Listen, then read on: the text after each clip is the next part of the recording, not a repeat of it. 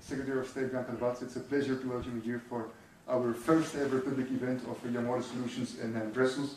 And in particular, I think if there's one group of stakeholders that I would like to express my gratitude towards, it's the numerous ambassadors who are present here and the family members of Rotary who are here, very numerous present tonight. We have tonight representatives of a lot of countries. We have representatives from Pakistan, India, Sri Lanka, Thailand, Peru, Panama, Guatemala, Bolivia, El Salvador, Argentina, Belgium, Kenya, Nigeria, Uganda, Jordan, Yemen, Denmark, and Rwanda. And we are very great that all these countries have expressed their interest in water solutions and in the theme of how to empower young people to take action on water.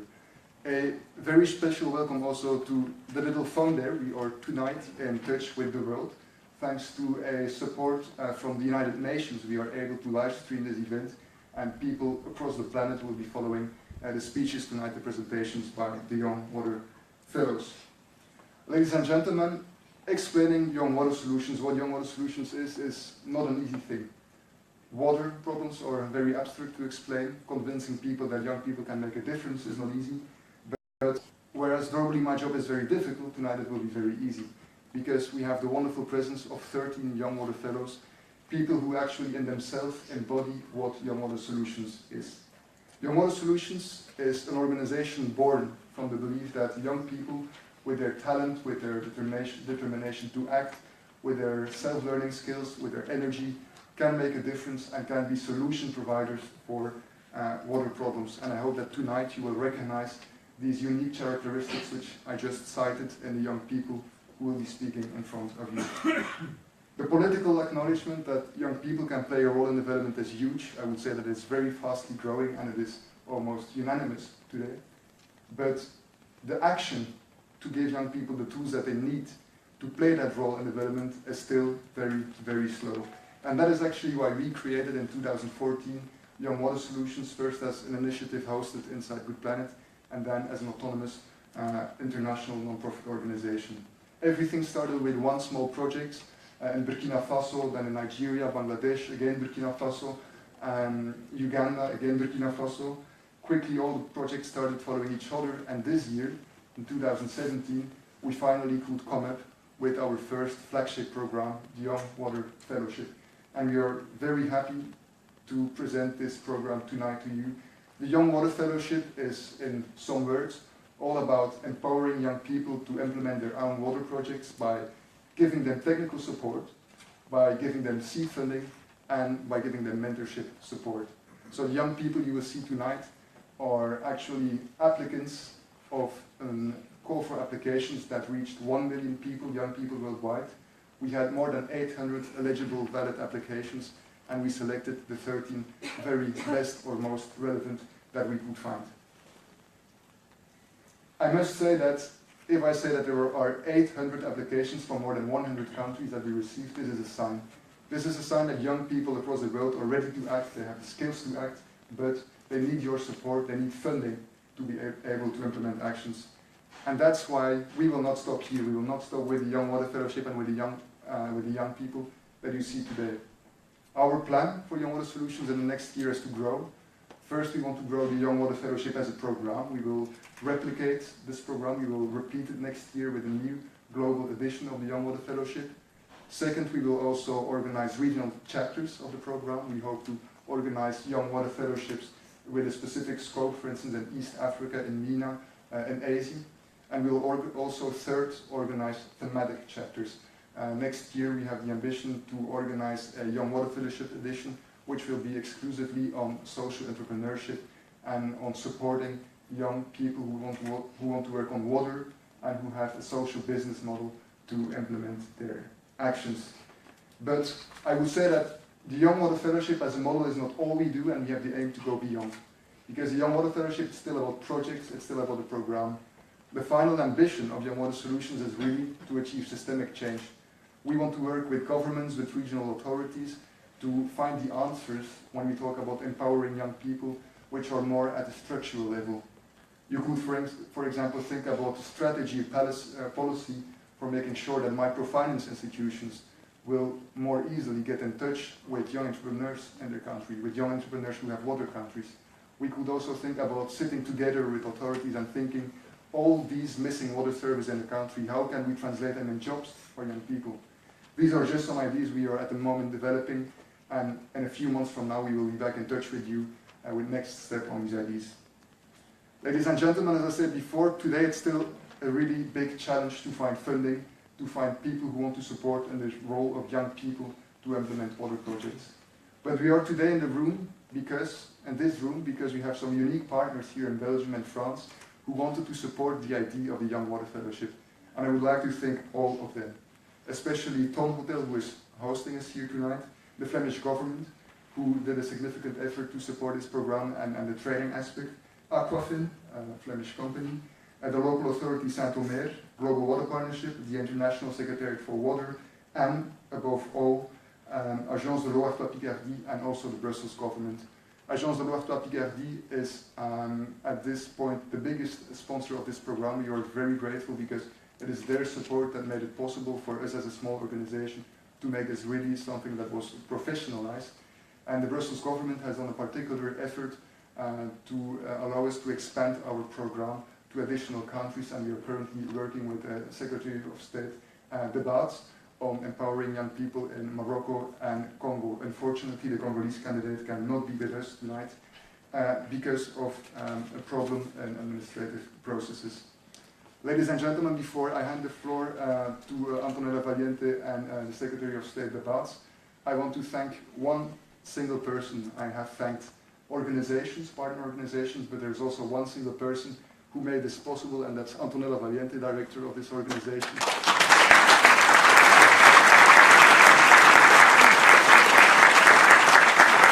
She has spent not only very stressing days, endless days, also endless and sleepless nights, and as Young Water Solutions, on behalf of the board of Young Water Solutions, and I think all the fellows, we are really grateful for her efforts. Ladies and gentlemen, that being said, I wish you all a great evening. I hope that the human stories that you will hear from these wonderful people will stay with you, and above all, I hope that you will never forget that young people are water solutions. Thank you.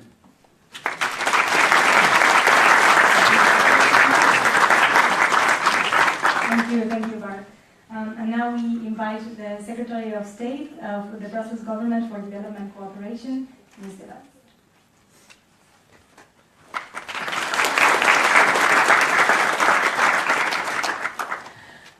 Dankjewel, dear ambassadors and dear Young Water Fellows.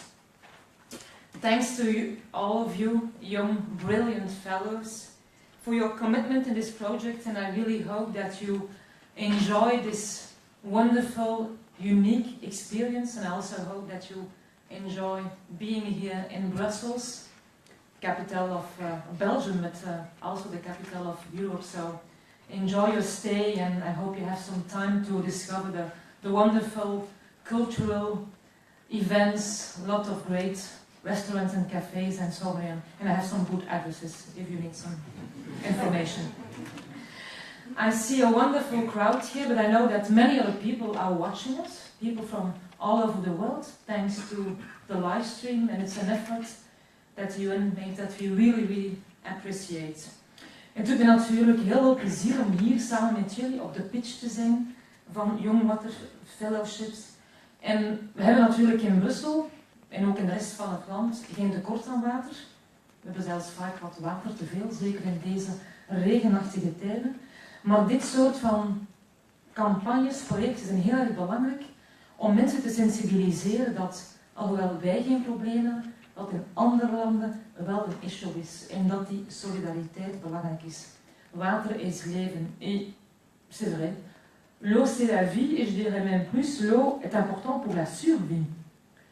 Parce que nous savons que nous avons besoin de l'eau au quotidien pour boire, bien évidemment, mais aussi pour faire manger, pour l'hygiène tous les jours, pour soigner les maladies. Tout cela, on a besoin de l'eau. Et donc, c'est dans ce contexte-là que notre solidarité internationale se situe. Mais on peut aussi quand même annoncer une bonne nouvelle, c'est que petit à petit, grâce effectivement à des projets comme les vôtres, on avance aussi et on est en train de gagner le combat pour avoir accès à l'eau dans beaucoup d'autres pays. 2.6 billion people have gained access to drinking water since 1990. 2.6 billion people. Because we know the methods and also the models, the technology exists, and it's continually being perfected. And most important, we can bring it now to communities who need it most. And we help them to spread it amongst their own region and think of new ways of gaining water. En dat is natuurlijk wat jullie ook doen. Via nieuwe, innovatieve manieren. We proberen ervoor te zorgen dat we ook in andere landen die toegang tot drinkwater, dat we dat kunnen faciliteren. En misschien weten we dat niet, maar Brussels Gewest heeft 2 samenwerkingsovereenkomsten. Eén in Marokko, de regio van Rabat, en één in Congo, de regio van Kinshasa. En we merken daar, alhoewel de budgettaire inspanningen, zeker in vergelijking met wat Europa doet, vrij gering is, dat we toch erin slagen om eigenlijk een echte impact te hebben op het leven van duizenden mensen. Dat we het leven van duizenden mensen echt wel vooruit helpen. Et donc oui, je dirais que même avec un budget qui reste modeste pour la région, on est très actif, mais on va encore faire plus. Et je suis sensible aussi par rapport aux femmes, parce que nous savons que dans beaucoup de pays, c'est les femmes aussi qui sont chargées d'aller chercher de l'eau et qui doivent parfois, vous le savez, je vous l'ai raconté un numéro, faire des kilomètres et des kilomètres. Elles sont des heures parties pour aller chercher un peu d'eau. Et tout cela fait aussi qu'elles sont quelque part privées d'autres activités. L'école, c'est difficile quand on doit quotidiennement faire des heures pour aller chercher de l'eau. Le travail, l'épanouissement, ça reste difficile. Mais en même temps, l'eau qu'elles apportent sauve des vies. Donc c'est toujours un double aussi. And when women have access to a nearby source of clean drinking water or toilets, or when they have knowledge about food hygiene and practices like hand washing, and we also have a wonderful project in Kinshasa with UNICEF where we help schools and young people to help them, to learn better hygiene. Très important parce que les maladies sont moindres, ils vont beaucoup moins plus à l'école. When we do that, we know that not only the ladies but also their families and children, they really gain in huge social process. En daarom vragen wij u om deze projecten te ondersteunen. Van deze schitterende mensen die ervoor kiezen om een deel van hun vrije tijd, eigenlijk, wat u toch allemaal doet, te investeren in sociaal engagement. So I ask you really from the bottom of my heart, invest in these young fellows. And as we have done with the Brussels region, to make the life of thousands more healthy, easy and just plain human. Dank je wel.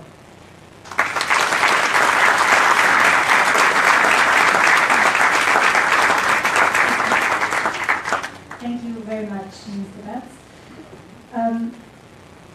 As Bart was announcing before, and to give a bit more context about the fellowship, or to talk about what the fellowship proposes, the model that we find important is to provide training, mentorship, and funding as a package for these young people. This week represents the training part of it. The 13 young people that you will hear in some minutes, they have been here.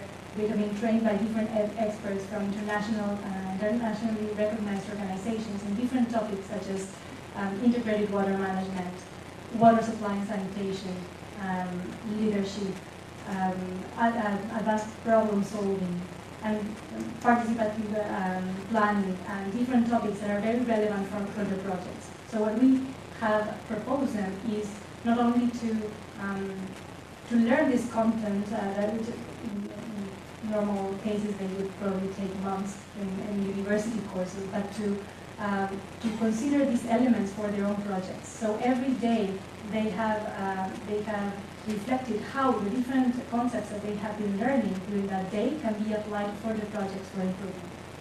So this is a map that shows what Bart was saying before about the 800 applications in the world.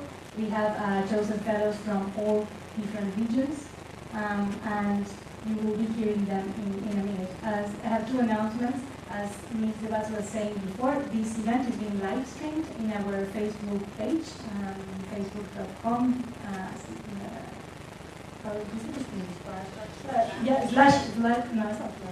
Young Water Solutions, and the UN Young Water is sharing that, so we also thank Young Water very much. And we say to all the people that are watching us that if you have any questions to make to the Young Water Fellows, you can on Twitter use the hashtag Young Water Fellows, and we will be trying to answer those questions. You will be, as they are many, they have some minutes to introduce their projects, and later on during the cocktail reception and dinner for those staying, it will be the moment to exchange with the fellows. So thank you very much again to all the partners, and that we will divide the presentations in 3 topics. One of them is sanitation, water supply, and water quality, as their projects are related to those. So we will start by sanitation, and we ask Alice from Uganda to come first to share her project with us. Thank you.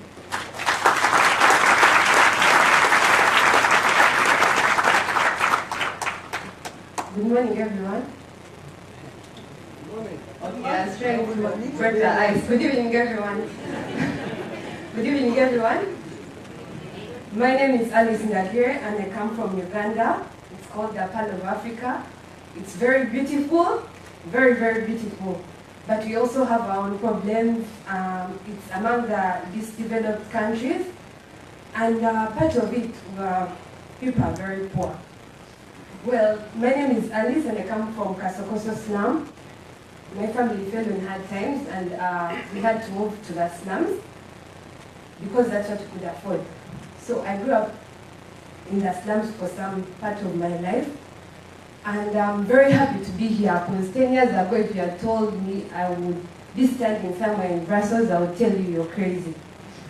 So I'm very grateful. Thank you, Young Water Solutions, and thank you so much to Aquafin, my sponsor, and thank you so much to everyone who's sponsoring everything. Thank you. So this is supposed to be a water system, a stream in Kasokoso, but people have turned it into this, not because they want, but because of the situation they live in. Well, I lived in the slums, and Kasokoso slum has over 100,000 people living there. In a household, it's a small room. Things that you use here as a lobby or a toilet, such a thing houses over 10 people in a family, because that's an average of one family. The poverty is so immense, and one of the biggest tragedies is high death rate because of water and sanitation problems. Such things happen. So since you're very poor, one of the things that doesn't concern you is having a toilet. So most of the people wait till night time, like now. This is when they'll take their bath outside, and then that's when you get the relaxation to do your business. Number 2, you get like a polythene bag or some materials, and you wrap it properly. So this is what comes out of the streams when people throw their no, I can't use that one. But yes, they are number 2 somewhere because they have to put it somewhere. So a year ago, I worked with Bidi camp. It's the biggest world refugee camp, and we were taught on WASH, trained. So I also went as a trainer to train in WASH. And when I came back this year, I got so interested in developing my community. So I went back to Kasokoso where I grew up. And on my first community visit, a young boy came in front of me, and he's like the Brussels monument, the young boy thing. Yeah, but this is what happens, and it's normal. I couldn't put adults' pictures because, yeah, it's a normal thing. It will be 11 a.m. and someone will pull it out and they'll do their stuff, and then they'll move on to the next thing. So, this is one of the problems I realized. When I sat down with the people in the community, they have very many problems. But sanitation is causing a lot of problems because their children get sick from these diseases like cholera, diarrhea, dysentery. So it's a poverty cycle. When the child is sick, you won't go to work, then you won't have money, and then the child will fall sick again because you're not giving them food. The cycle continues. So one of the problems they spotted was wash. And on pointing out, we decided on latrines. In a household of Kasokoso, people a day, in a household of 10 people, on average you earn €2. That's very little in Europe, but in Africa, in Uganda, that's good money for a household, especially in a slum, to be earned. So we came up with a solution of building pit latrines, and these pit latrines, we want to involve the community so that these people have ownership of the program. I work with Alibet Consults, so we are spearheading this program, Kabuyonjo, which Young Water Solutions and Aquafin are sponsoring. We are going to build pit latrines.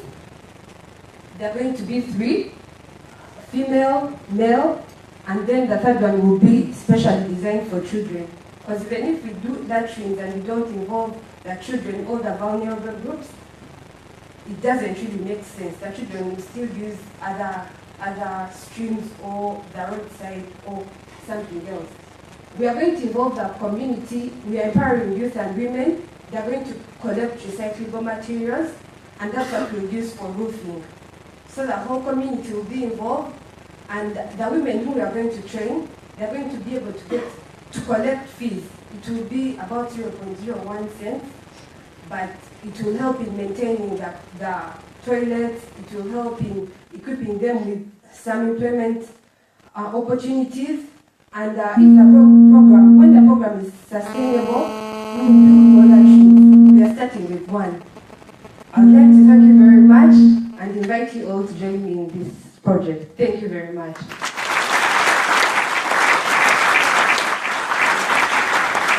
Thank you so much, Alice. And now we invite Aina. Regarding we need the help of a little device.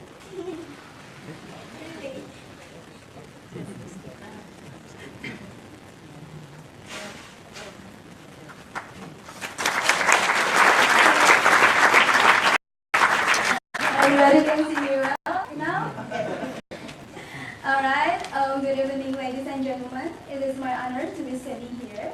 My name is Aina. I'm from Indonesia. Now in Indonesia we have 51 million people that doesn't have any access to the basic sanitation, which is the water and the latrine. And it not just causes the waterborne diseases like diarrhea, but also wasting and stunting. Nowadays, we have more than 15 children that infected to stunting, and it can causes to their quality of life. So, I initiate a project named MCKaku, or in Indonesia, we mention it as a My Toilet. We try to reduce the open defecation number with the community-led total sanitation approach and also the economic empowerment. We do community-led total sanitation, collaborate with the local health provider there. We try to educate and socialize them about the importance of the latrine. So it will increase the demands for the latrine itself, and also we do the economic empowerment. We empower mothers to emphasize their existing skills in making the Rice Krispies chips like this one. So I expect that the Rice Krispies chips will be, half of the profit will be saved to build the latrine. We provide them a market and an access for them, so it will be easier them to sell their products. And I expect in 2018 we'll have 20 mothers involved in this program, because already we just have 5. So it will be more impact to the community itself.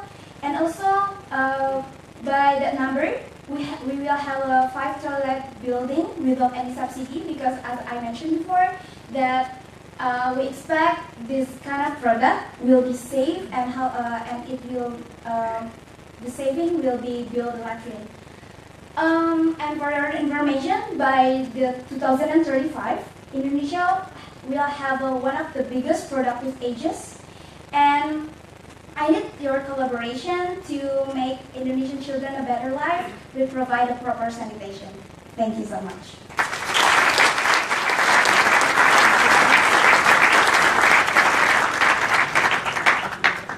Thank you, Anna, very much.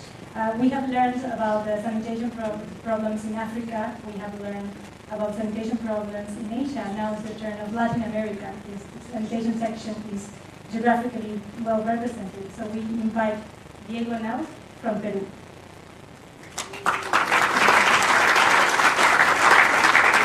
Thank you.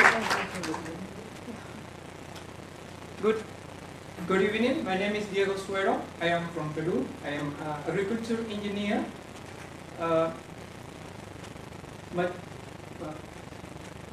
My project is called Artificial Wetlands in a Parquilla community.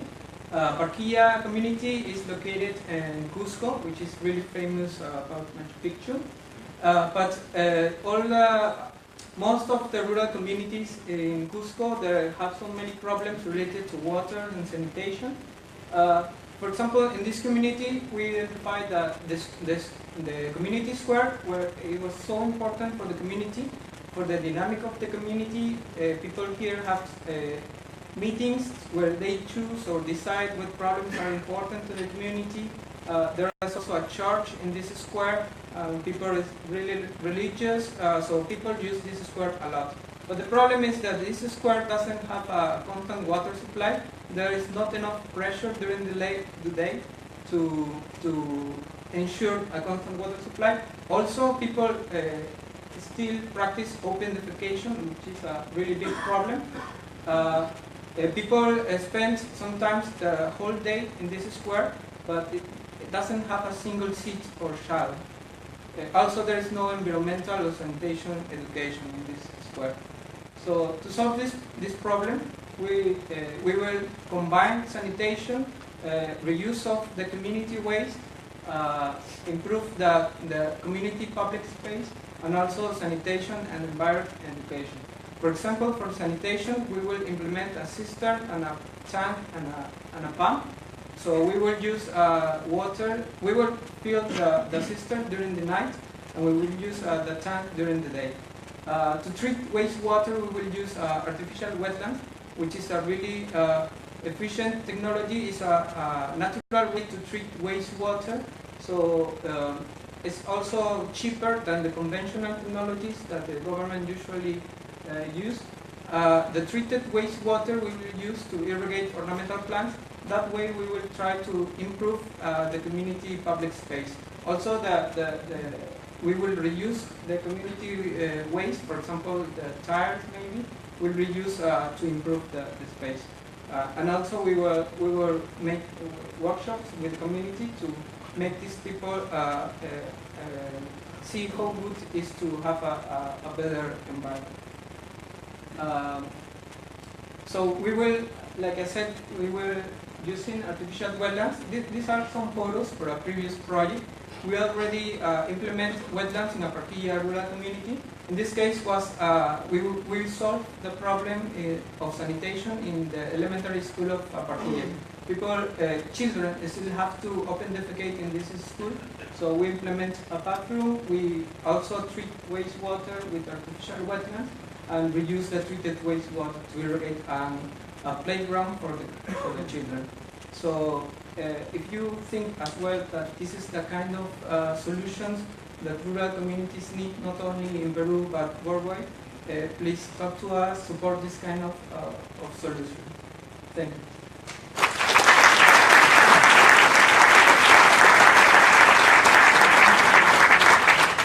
Thank you, Diego. We will now start the water supply section, that is the biggest section in the night.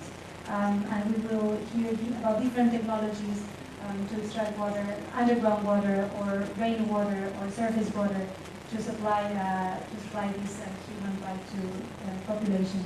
So we will ask Ibe from Rwanda to start.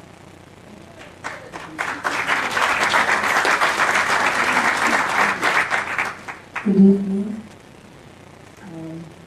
In my mother language we say Muraho, so Muraho means My name is Yvette Shine, and I'm here to represent Iriba Clean Water Delivery Limited in Rwanda, the beautiful country of 1,000 hills and 1,000 stories. And we are located in the eastern part of Rwanda. When I and my family, we lived in Kigali city, in the main city of Rwanda. So we moved from there in 2015 and went to live in the eastern part of Rwanda. And then when we moved there, I saw how people suffered for decades because of lack of clean water. And it was even hard for me and my family to settle there because water was extremely expensive. And with that experience, that boosted my attention to learn how people in this community really managed to live with such expensive water. And I could see some poor families around. So I wondered how really they managed to live. So with that interest, I began to make research to see how people manage. And they suffered. Women were no longer doing any other productive activity other than spending hours and days in water collection centers. And kids, the same, missing schools was the habit. So with that, that's when I began to think of how I can now create the solution for these people. I was only 19 years old by then. I didn't have enough knowledge to come up with a big engineering solution. So this is how I started. So we started going to get the water from the nearby lake called Muhazi, treat it with a UV ultraviolet water purifier, and then we supply in people's homes using bicycles. And they had to pay at a very affordable price, which was like 10 times less than the price they used to pay with the normal other water supply, which was even not safe for using. And then with this, this is when now I got a chance to be part of the Young Water Fellows in this year, where I'll be able now to get the funding to do this project. So for now, one of the challenges we face is to get the water from Lake Muhazi. We hire the car, so it's very expensive and we can't even manage our water supply. So for now, we'll be able now to extract the water from the nearby spring using a solar energized pump. After extracting this water, we treat it with our system called ultraviolet water purifier, and then we store it in our water tanks and we supply it in people's homes using pipes, and even we put them in kiosks where there will be nearby people. And we believe this is going to to give so many people employment opportunities. This is going to help people in Kayonza district have access to water, and even it will because we sell it at an affordable price, we believe it will also help us to be able to grow and expand to more communities. And we believe water scarcity is not an issue not only in Rwanda but in several communities. So we welcome you to be part of our impact cycle. Thank you so much.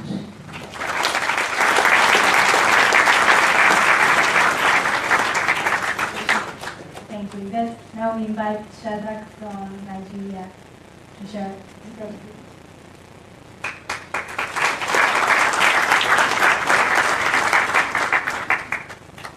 Good evening, everyone. I feel so blessed and thankful to be standing here today. My name is Shadrach Busu. I'm from Benin State, Nigeria.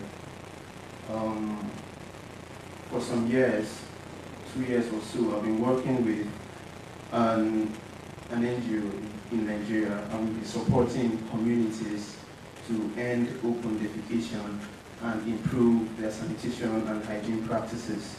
And really, we've had good success because we've supported a lot of communities to achieve that. But in the course of this, I found a gap because sanitation and hygiene, the benefits of it cannot be achieved completely without access to safe water. And these same communities were getting water from streams and ponds. and this water will dry up during the dry season. That means women and children have to travel distances of up to 10 kilometers to get water. This exposed them to risk like molestation, abuse, rape, and all of that. And women miss work hours, and children miss schools, and that's really counterproductive. I found a solution, which is to provide these communities access to safe water through construction and rehabilitation of hand pump boreholes.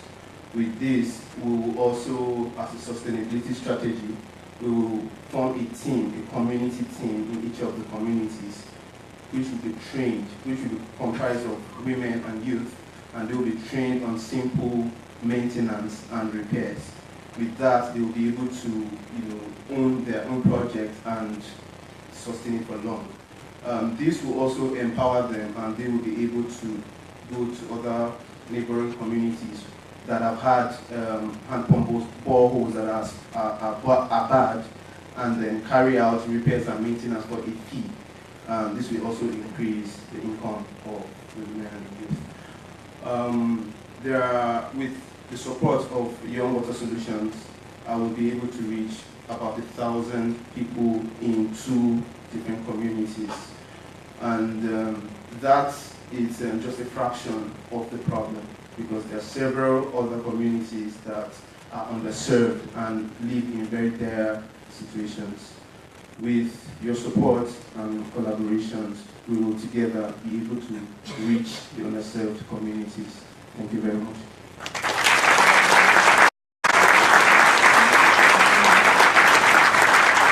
Thank you, Shadrach, and apologies for the technology failure in the PowerPoint. So as you have already seen, the next person to share her project is Vilma from El Salvador.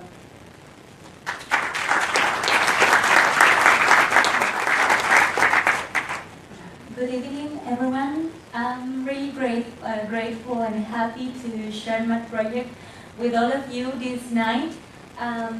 Actually, this is a little bit of story before the presentation of the project. I work in territorial development in my country, in El Salvador. I work with local governments, with women and youth. And I'm a researcher, and one day, 2 women of Hiboa Valley network of women can participate in a training of rainwater harvest. And when they back to El Salvador, they told me, we want to work in water. And that's the history that my project started. I'm an economist, and I have to research and options. I make many partners to implement this pilot phase that I present you. So the project is about rainwater harvesting in Hiboa Valley in El Salvador. Around 1.5 million of Salvadorians do not have water in their homes. This access is different between urban and rural areas. In rural areas, 64% of homes don't have access to water. So the people have to walk long distance to get water. And this is the worst for women, because in my country we have a serious problem with security. So the proposed solution for, as I told you, we have to find a partner. We make a ally with an enterprise that we implement this model that is developed in Honduras, our neighbor country. So this is a bag, yeah, you heard well, it's a bag of film membrane and can storage 25,000 liters of water, and you can harvest with the channels in the standard roof, and later the system can put so more close to their homes. So the women that don't have need to walk to get water. So also this system has the capacity to storage the equivalent to 5 truck cisterns. So this is a high capacity to storage. We are in a pilot phase. we implement 7 systems of rain harvest in 7 municipalities of El Salvador, and it's a country in Central America. So we contribute to the access of water of 100 families, around 400 people, and 40% of that persons are women, and also it's a project impulsed by women. And to end my presentation, I want to show you some pictures of this experience. I always said that this project is not innovative for just the use of a technology. It's innovative because we invite women to make another role than the traditional role that the society assigned to the woman. So, on the day that we install the system, all guys participate. The women make all the parts of the install, and also the women invite local governments to participate and funding their projects. For fun, I want to share that we want to get more with women in Gilboa Valley, and I know with Young Water Fellows and Young Water Solution Organization, and with your support, we can get more. Thank you so much.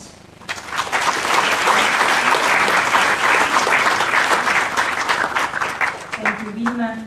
I want to take the opportunity to thank all the people that are watching us live stream and who are commenting and interacting through this channel. So we will now welcome Asdin from Morocco.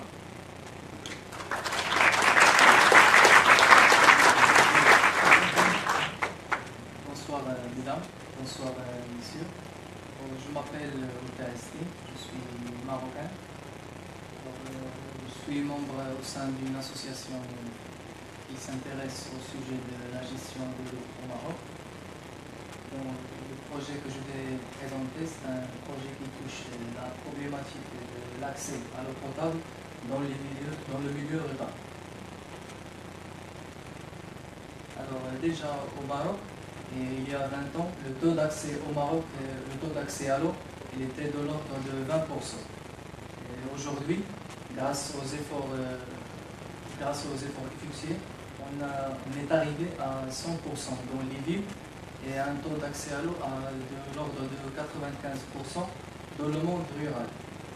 Et malheureusement, cependant, il y a des villages qui sont privés de l'eau. Et même, il y a des écoles qui sont touchées et dans l'infrastructure sanitaire, et aussi ils ont un déficit dans l'infrastructure sanitaire. Alors, pour résoudre ce problème, on pense à la construction d'un puits à proximité de ce village, un village situé à Kinitra, pour faciliter l'accès à l'eau pour cette population. Donc le puits sera creusé sur plusieurs mètres de profondeur et ensuite entretenu par la population. Donc comme vous voyez, c'est une action, c'est une réalisation associative qui vient résoudre plusieurs problèmes rencontrés par les habitants au quotidien, notamment l'éloignement à l'accès à l'eau potable, aussi le manque de moyens pour le retrait de l'eau. Souvent, c'est des moyens traditionnels qui nécessitent un effort physique. Et surtout, ce projet va permettre de réduire la surexploitation des femmes et des enfants scolarisés pour s'approvisionner en eau. Merci pour votre attention.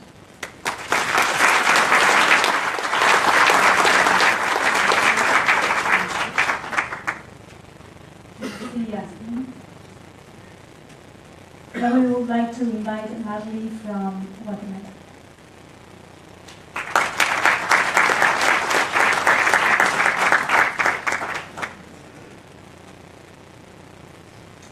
Good night, everyone. Thank you for staying here. My name is Marley Pilacu. I'm from a small village in Guatemala. And I want to share with you a small story about my experience with water.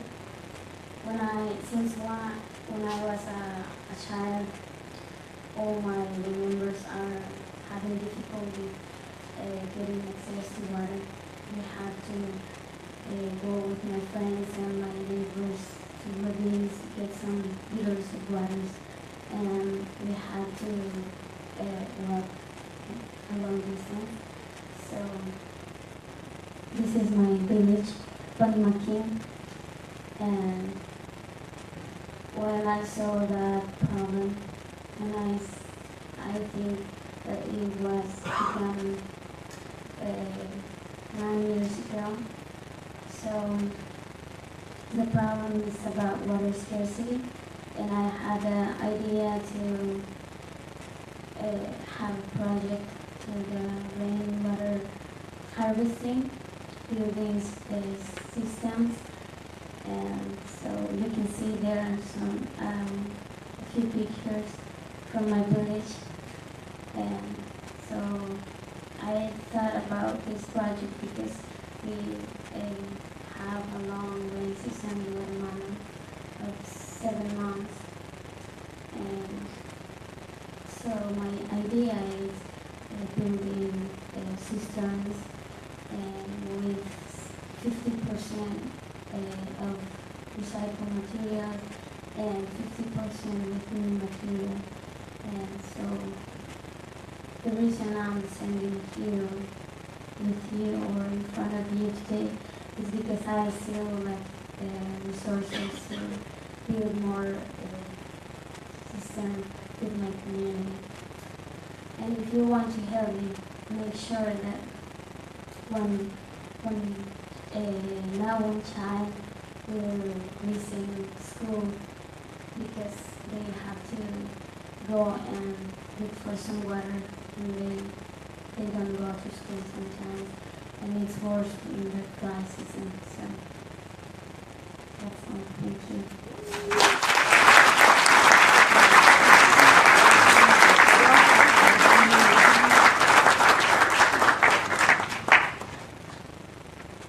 Thank you, Marilyn. Thank you.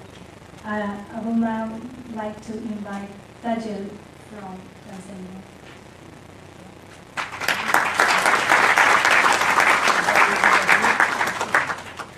Excellencies, ladies, gentlemen, and friends, good evening.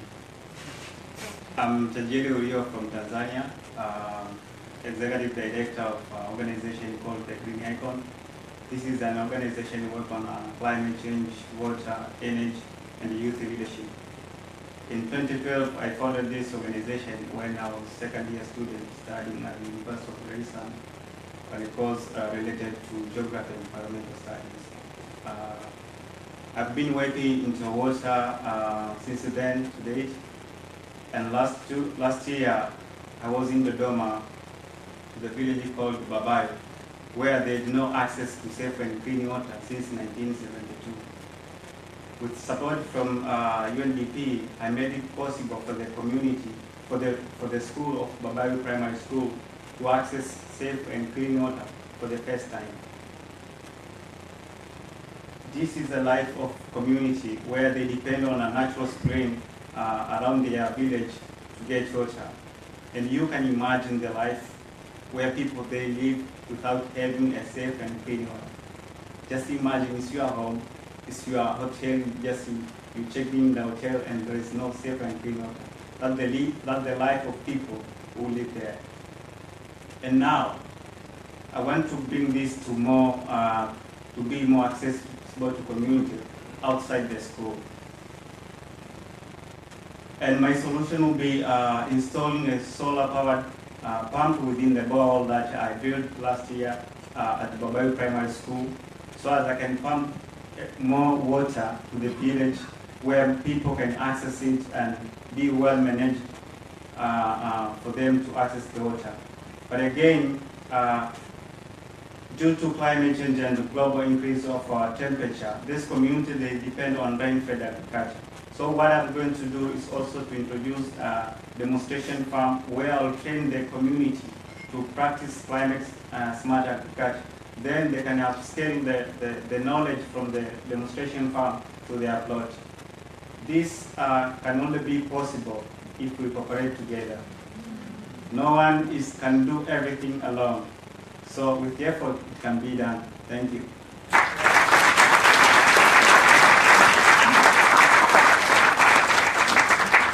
Thank you, Raju. Go back now to Latin America and listen to Ricardo from Colombia.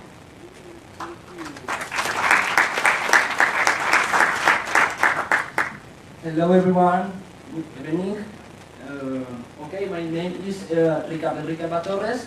I'm from Colombia. I'm environmental engineering student. I'm really happy to be today here. So first, I want to thank my family because they are the principal reason because I am here today, and they are my work group. So our project is Ecomuro H2O Plus Mass. H2O Plus is about collecting rainwater or harvesting rainwater, reusing the PET bottles, and reuse the harvest water. And it's based in the circular economy and in the appropriate technology, obviously with a social responsibility. The place is La Comuna 4 de Alto de Cazuca. That is in Bogotá, Colombia. That the person in that place don't have access to safe and clean water, but they have one thing that is so important, that is the conscience or the culture of harvest rainwater. We associate the rainwater with tragedies or whatever, but they harvest that water and do it across that containers. So our solution is build the Ecomuro. The Ecomuro is a tank, a vertical tank, built with PET bottles interconnected, and we have recollected harvest water, but after we use in so many labors. First, the most important, the toilet. Our project is really important because have an environmental education, or do an environmental education at the most important, do access or have access to the safe water. Thank you so much. I want to be very happy because the Young Water Solution give me the opportunity to be here, and all our sponsors, ambassadors, thank you for being here. We have a really amazing project, and it will be really amazing if you can help, not me, all along, because I'm really happy, and the connection that we have with my old fellows is so cool. It's really cool, and we want really replace my project in all that countries. So thank you so much.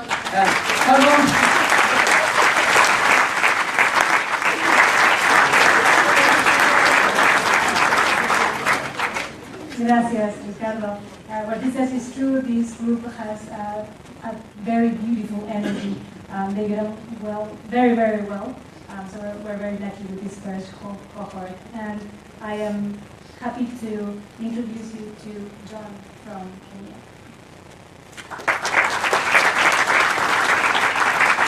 Good evening, ladies and gentlemen. My name is John Tumaini from Kenya. I work with minority communities, mostly in the northern part of Kenya. And shall we talk about that?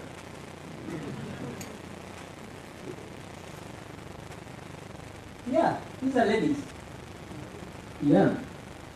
So, then, don't cheat yourself, you don't use water. You use water, but you're not there. This is East Pokot in Baringo County. My project is about harvesting rainwater using sand-dam technology in North Baringo, where we don't have access to clean water because this is a volcanic active place. You cannot sink a borehole. Then if you sink the borehole, the chances of the borehole being successful will fall something less between 2 and 3%. A case in point, there are only 7 boreholes in Baringo County, and out of the 7, none is useful to human use because the fluoride levels is at a level of 70% fluorine in 1 liter of water.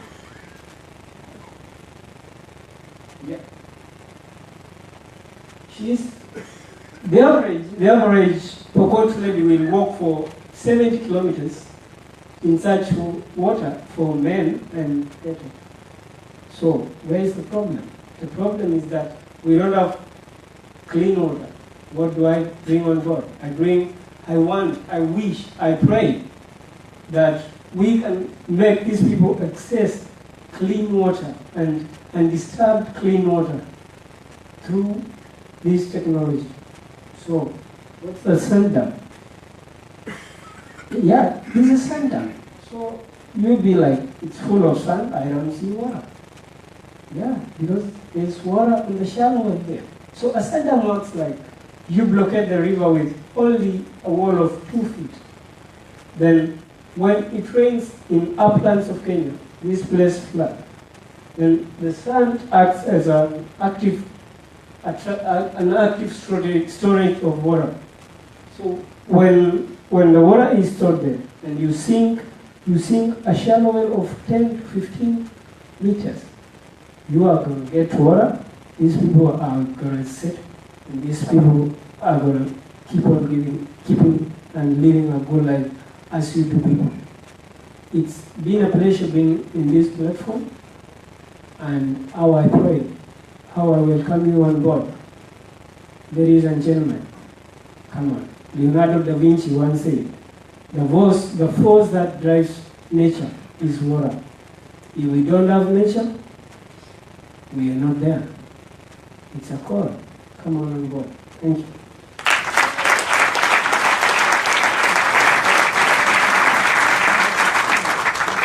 Thank you, John.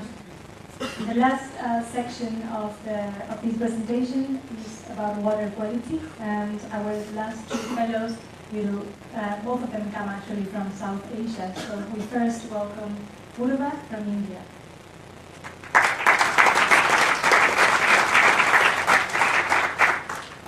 Good evening, ladies and gentlemen. My name is Purva, and I'm a biotechnology engineer from India. My project is to set up decentralized biochar-based drinking water filtration units in Delhi slums and to set them up as social businesses for the women residents. These are some of the videos I've captured over the past few years working in the slums. I was part of a project where we tried to set up commercial activated carbon-based water filters. And after a couple of years, we were forced to see that they were just not economically viable. These are communities living in squalid conditions, and even if they have a pipeline, even if you set up a unit, there's still no way for them to access clean drinking water. So I started looking for environmentally friendly and affordable alternatives. Biochar is a very carbonaceous and incredibly porous substance formed when you burn biomass at a very high temperature with very low oxygen. It's been made for thousands of years, communities have been using it, and it's very easy to make. In the left graph, you can see that one of the biochars in this study, which was actually with pig manure, was really effective at filtering out lead from water. The right chart is, it shows that the high temperature biochars were as effective as activated carbon in removing synthetic organic contaminants, which are often found in pesticides, fertilizers. Many of them have been banned in the developed countries, but widely used in India. And exposure to them can cause devastation to bodies, including cancer, birth defects, neurological defects. and so on. So the units that we use are really affordable to construct and have a very high capacity, which ensures that we can sell the water at a very nominal price. Although the key thing about the design is the fact that it's very intuitive, it's very easy to understand, and we hope that other communities will be inspired and easily replicate it. Delhi, my city, has a massive problem of biomass waste as well as invasive species, and creating biochar would help to alleviate it instead of burning in the landfills like it is currently. So the project, it doesn't only empower women to become economically, financially independent, but it places them at the forefront of their communities as the water providers. And you see an entire community getting together and engaging in local governance. And this is citizens taking control of their basic rights, the right to clean drinking water. So, thank you for listening. I'm really thankful to Young Water Solutions and all the sponsors for supporting the project. And we're in the research and development phase, so we're looking for partners who have access to research laboratories and experts with knowledge of biochar and pyrolysis products. So, if you find the project interesting, I'd love to discuss later. Thank you.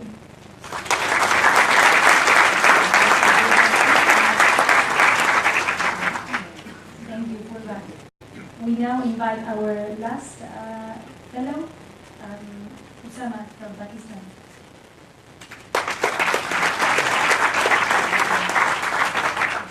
Alright, so everyone is with me.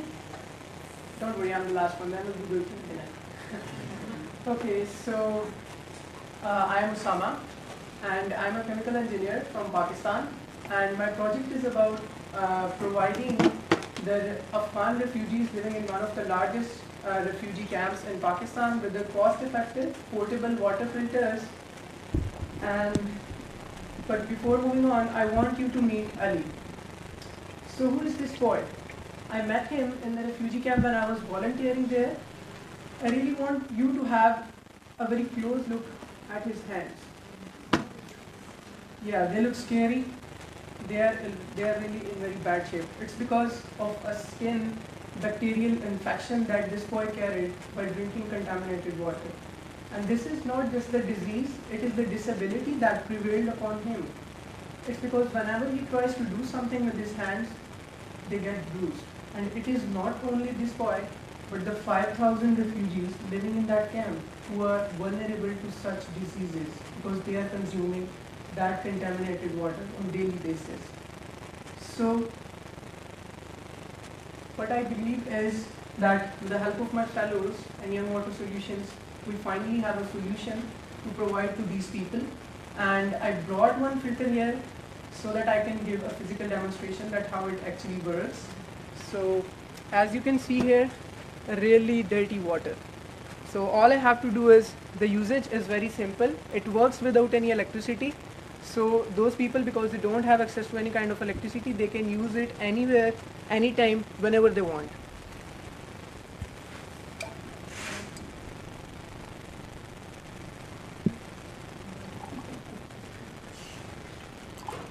Alright, so the physical separation happens here, like the bigger particles, and this is for ultrafiltration to remove the bacteria. So here's to the clean water.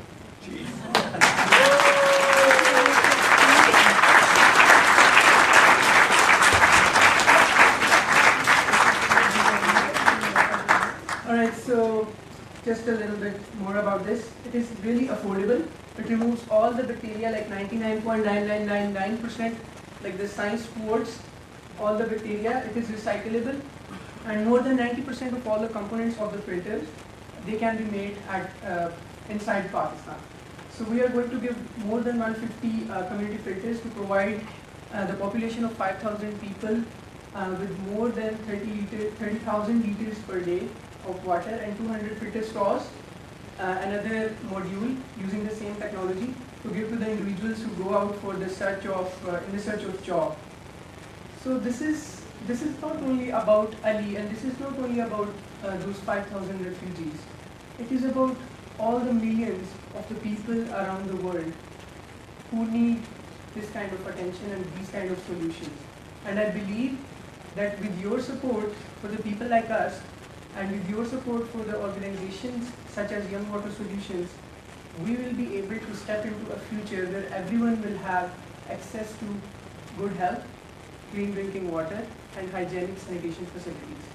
Thank you.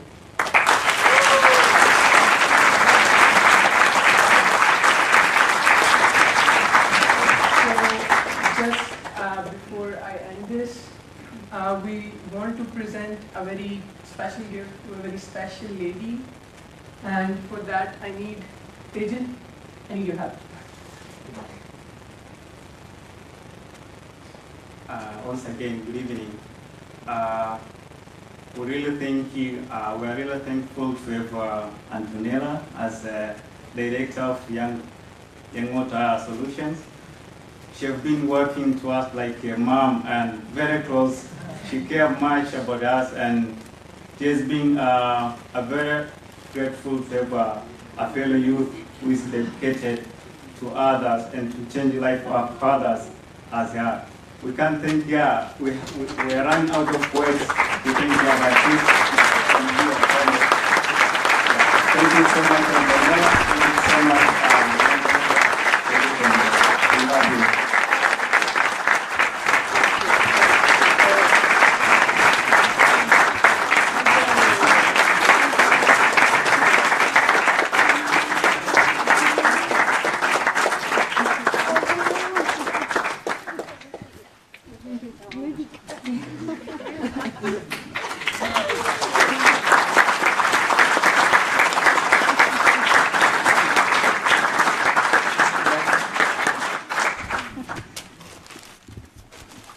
This was not in the program.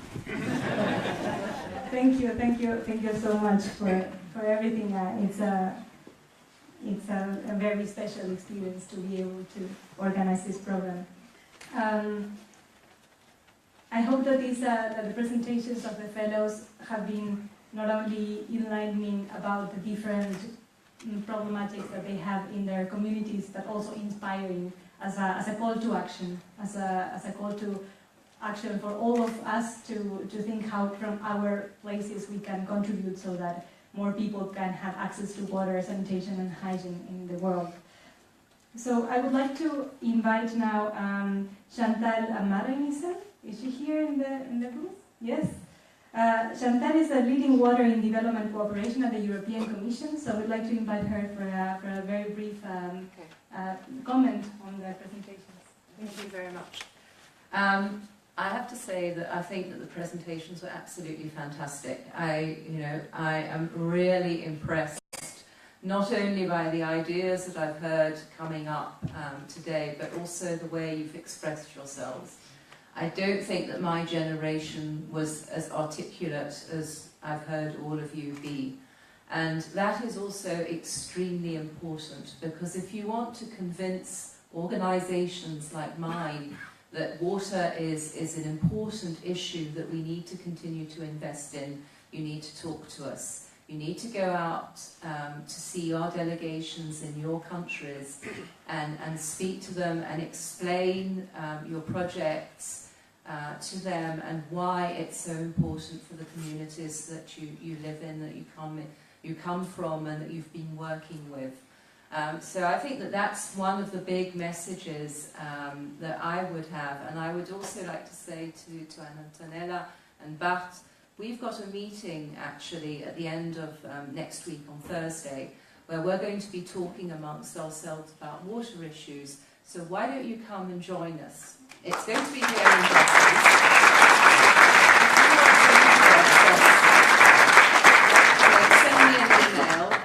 And we can organise something, because I'd certainly want my team to hear what you've got to say.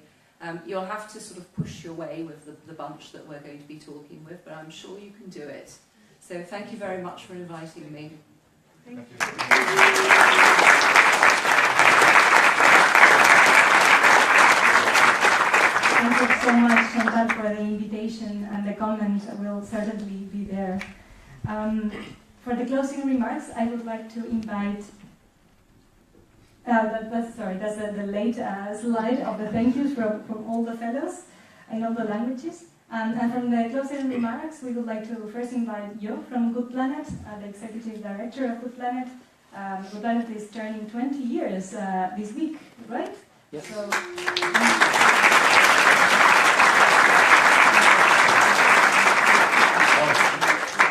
I'm very lucky to be here. I'm one of the experienced young people who was able to be here. But I'm not the only one. I see many in the room here, because with a group of experienced young people, we supported those young people many years ago with their dream. And to be honest, I'm really, really inspired by all of you. Really by all of you. I'm not going to talk about it because it will take too much time. But let's talk about with Ricardo. I will do like Ricardo did. I will talk about my family, because I'm not only director of Good Planet and one of the founding members of Young Water Solutions, I'm also a father. I have 2 children, a girl from 14 years old and a boy 16. Some days I think, yeah, they are big now, they are adult, they are mature, you can have nice discussions with them. I'm very satisfied. The day after I say, wow, what the hell, teenagers, very difficult. Well, over here it's some kind the same, it's also a bit different at home. Because here I really feel like a father, but not a teenager anymore, but an adult child. In fact, 20 years ago we got also a dream, just like the young people here. We wanted to work on sustainable development and water with young people, and we started. One of our first projects was supported by the European Commission, called, it was in French, L'eau, un pont entre le nord et le sud, water, a bridge between north and south. And that was our first exchange between young people in schools in Belgium, 20 schools in Belgium, 10 from Burkina Faso and 10 from Senegal. That was the very first project of GREEN, it was called at that time, that we started. Some years later, in 1999, we organized together with Solidarité Europe and more partners the first European Youth Parliament for Water. 80 people from all of Europe coming together, talking, discussing about water topics. A bit later, 2012, it was the first World Youth Parliament for Water, and it was there that Bart was elected as the first president of that World Youth Parliament of Water. Bart was asked everywhere. He was never in school anymore, in fact. True. Guilty as charged. He was at the European Commission, at ministries all over the world, United Nations, and so on. But one day Bart was talking to me and he said, well, I have to speak in Japan. Once again, United Nations Water Conference, but I don't feel it. I don't want to do it. I want to be on the field. And I promised my friend Ilias in Burkina Faso to do something in his school. And we talked about it, and Bart said, I'm going to do it. So he answered United Nations that he wouldn't be there in Japan, the international conference. And they said, yeah, go for it. We will make a streaming, and you will be our guest in our conference in Japan, live from Burkina Faso. In fact, that's the place and the moment where the Young Water Solutions was born. I said I feel like a father, but now I have real adult children. Good Planet worked for 20 years on the topic of water, but if you see our action plan for 2017-2021, water is not a first priority anymore. I think we can do that now because we have Young Water Solutions. We, with Good Planet, of course, we will be a decent father. We will support you in the future. It's also a very special moment for me today because I'm not only founder, Good Planet and Young Water Solutions, I'm also a member of the Rotary Club Brakels Walmvallei. We have many people here from the Rotary Network. Well, Bart and Antonella and Young Water Fellows, I promise you, we will use our networks to continue providing you with seed funds. We already did it with schools, Rotary Club. Every Rotary Club, and there are more Rotary Clubs here today, we can do something, small projects, seed funds for everyone. They are not only 13, they are more than 800 all over the world waiting for us. And we will also try with Rotary and several partners over here to scale up some of your projects. Just like we did with the very first project where everything started in Burkina Faso. It was a very small project, €2,000 for a water pump in a secondary school where our young friend Ilias came from. Well, now that same young guy, Ilias, is coordinating in Burkina Faso a project of more than €120,000 and bringing water and sanitation in the whole village where his father came from. So, congratulations, we will be there beside you and we will support you. Thank you.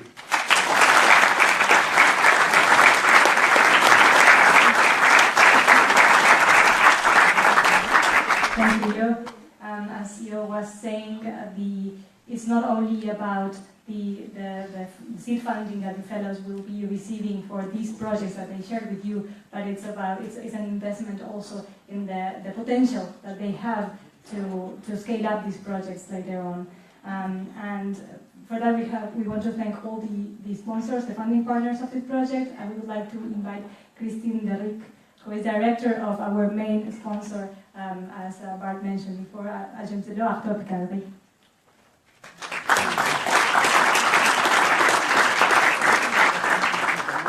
Bonsoir à tous, chère Antonella, cher Bart et chers jeunes.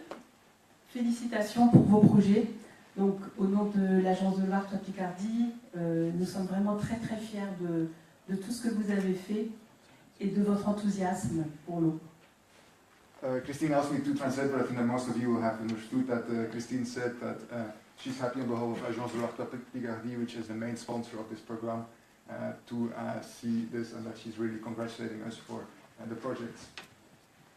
Alors je serai très brève puisqu'il y a eu beaucoup de choses qui ont été dites. Donc nous sommes, l'agence de l'eau Artois Picardie soutient les jeunes parce que en fait la politique de l'eau comporte une dimension technique, une dimension scientifique, réglementaire, économique, mais il y a aussi toute une dimension humaine. Et je pense qu'aujourd'hui, le fait d'impliquer les jeunes dans la politique de l'eau, on remet la dimension humaine à sa place, puisqu'en fait l'avenir de l'eau est étroitement lié à l'avenir des jeunes en fait. I will summarize. Christine said that the water sector, water community, water as an issue has many dimensions: political, economic, social, regulatory, technical. But there's also a very important human dimension, and the human dimension is to a quite large extent also about young people.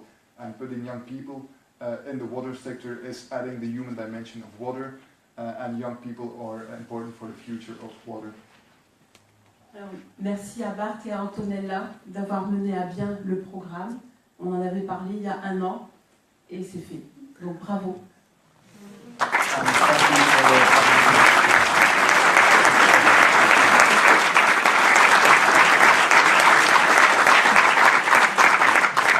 Thank you, Christine. Thank you. For the closing remarks, we would like to invite the Rotary Governor of District D2170, Mr. Remy Manet. Mr. Manet. This event is organized also thanks to the help of Rotary, so thank you.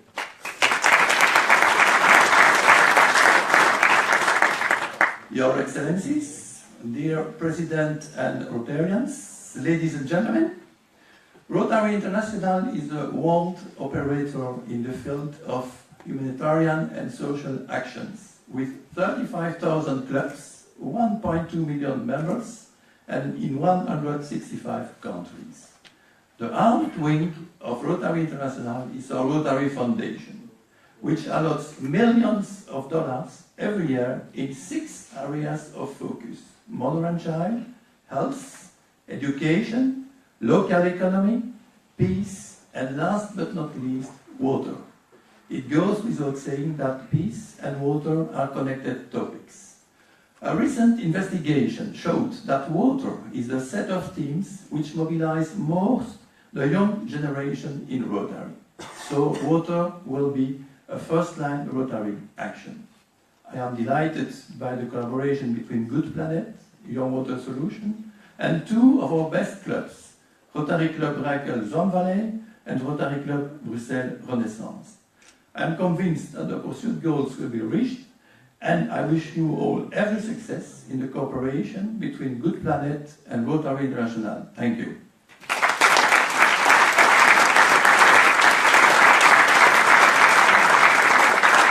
Thank you very much, Mr. Manu. I would like to also thank 2 people that have volunteered for the past 2 months, working a lot to make this program also possible. That is Rebecca Bushby and Matthew here.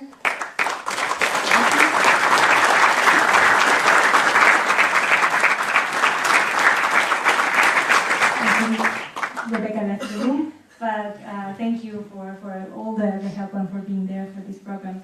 Now I will invite you all to have a cocktail and to exchange with the fellows and between you. I have 2 things, 2 logistical things. Well, first one is that for the people staying for dinner, you have in your badge the table number. So that it's in that blue. It's not very legible, but it's the table number is there. And I also want to say that when you are leaving the room, you'll find in the tables these postcards with a thank you note from the fellows, and also some postcards that you can send your friends for New Year's Eve, and that have also our details in case anyone can want to do a contribution for the fellows projects. All the contributions go to the projects. So thank you very much for being here again. Thank you.